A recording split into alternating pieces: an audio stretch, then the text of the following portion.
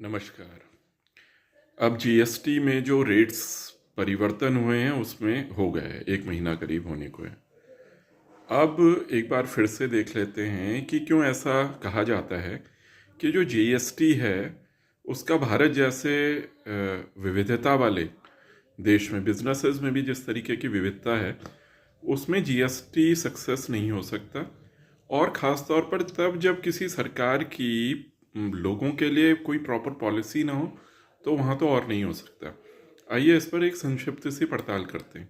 देखिए, किसी भी देश में और किसी भी देश में जो कि एक मिश्रित अर्थव्यवस्था वाला देश होता है जैसे भारत है, वहाँ दो सेक्टर होते हैं। एक होता है ऑर्गेनाइज सेक्टर, दूसरा होता है अनऑर्गेनाइज सेक्टर।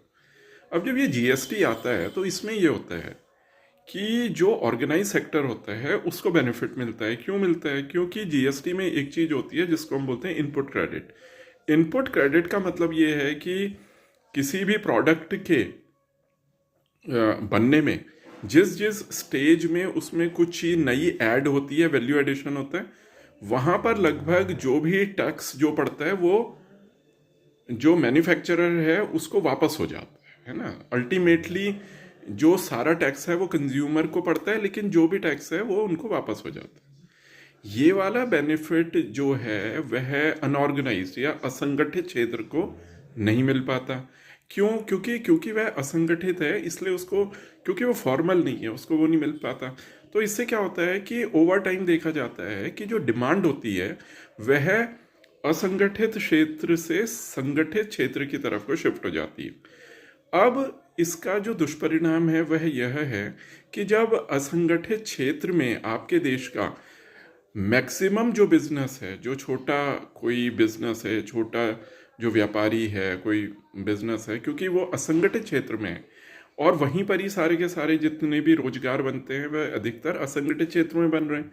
तो क्या होता है कि यहाँ पर क्योंकि इनकी डिमांड घट जाती है, क्योंकि ये अपने प्राइसेस को डिक्रीज नहीं कर पाते जिस तरीके की जो ऑर्गेनाइज सेक्टर है वहाँ के जो बिजनेसेस हैं वो कर पाते हैं।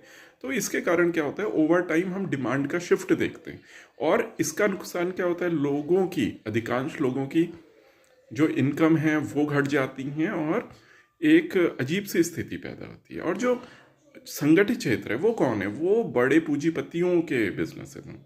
तो वो क्या होता है, जो भी प्रॉफिट होता है वो उनके पास कंसंट्रेट होता रहता है। तो जो ये क्रोनी कैपिटलिज्म है इसको हम ऐसे भी समझ सकते हैं कि एक जगह पे इकट्ठा हो रहा है पैसा, लोगों पे नहीं लग रहा है। धन्यवाद।